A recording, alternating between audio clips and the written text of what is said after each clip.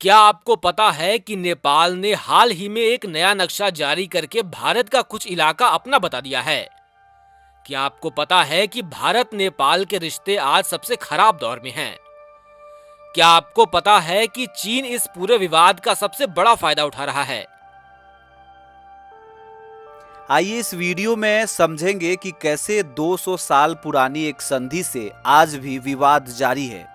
क्यों नेपाल के लोग सोचते हैं कि भारत उनकी जमीन ले रहा है और कैसे चीन धीरे धीरे नेपाल को अपने कब्जे में कर रहा है।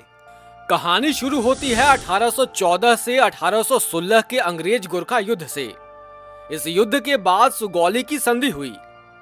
इस संधि में 3 नदियों को भारत नेपाल की सीमा तय किया गया। पश्चिम में काली नदी, पूर्व में मेची नदी और दक्षिण में गंडक यानी नारायणी नदी।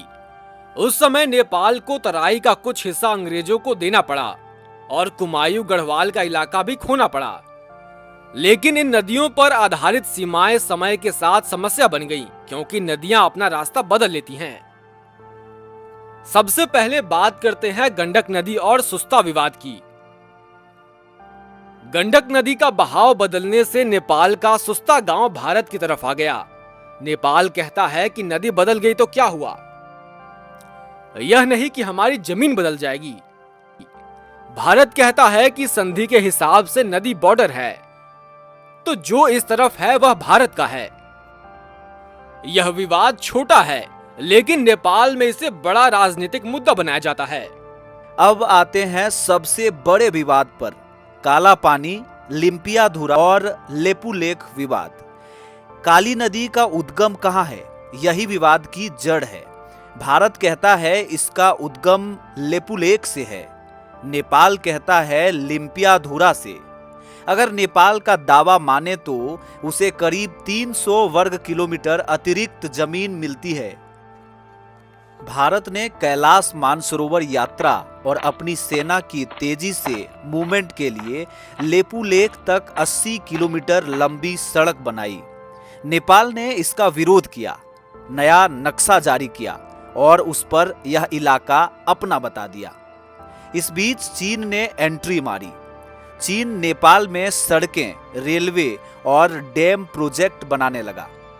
बीजिंग चाहता है कि भारत का सिलीगुड़ी कॉरिडोर, जिसे चिकन नेक भी कहते हैं, भारत के लिए दबाव का पॉइंट बन जाए।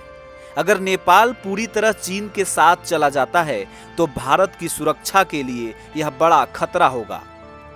नेपाल के पूर्व प्रधानमंत्री केपी शर्मा ओली ने इस मुद्दे को चुनावी मुद्दा बना दिया और भारत के खिलाफ कई बयान दे दिए। चीन इस मौके का फायदा उठाकर नेपाल को अपने करीब ला रहा है। लेकिन हमें यह भी नहीं भूलना चाहिए कि भारत और नेपाल के रिश्ते कितने गहरे हैं। दोनों देशों की खुली सीमा है, लोग बिना वीजा आ जा सकते हैं। लाखों नेपाली भारत में काम करते हैं और भारतीय सेना की गोरखा रेजिमेंट में वे लगातार सेवा भी दे रहे हैं। भारत नेपाल को पेट्रोल, दवाइयाँ, अनाज और तकनीकी सपोर्ट देता है। हाँ, नेपाल को यह शिकायत रहती है कि भारत ज्यादा बेचता है और उनसे कम खरीदता है। लेकिन फिर भी दोनों देशों का आर्थिक रिश्ता बहुत मजबूत है। अब सवाल उठता है कि आगे क्या? क्या भारत को इस विवाद का समाधान डिप्लोमेटिक तरीके से निकालना होगा? एक रास्ता यह हो सकता है कि इस इलाके को कॉमन यूज के लिए रखा जाए, ताकि सड़क भी बनी रहे और कैलाश यात्रा भी चलती रहे। नेपाल को भी समझना होगा कि चीन का ज्यादा असर उसके लिए भी खतरनाक हो सकता है। चुनावी राजनीति में रिश्तों का नुकसान नहीं होना चाहिए। भारत और नेपाल सिर्फ पड़ोसी नहीं है, बल्कि एक दूसरे के परिवार की तरह हैं। इतिहास में चाहे युद्ध हुआ हो या समझौता, दोनों देश एक दूसरे के बिना अधूरे हैं। हमें मिलकर इस रिश्ते को बचाना होगा, वरना इसका फायदा कोई तीसरा देश उठाएगा। आज का युवा जैन जेड इस मुद्दे को सोशल मीडिया पर ट्रेंड बना चुका है। नेपाल में कई युवा सरकार से सवाल कर रहे हैं कि चीन के साथ रिश्ते सुधारने की जगह भारत से दुश्मनी क्यों बढ़ाई जा रही है। वहीं भारत के युवा भी खुली बॉर्डर पॉलिसी, रोजगार और सिक्योरिटी पर बहस कर रहे हैं।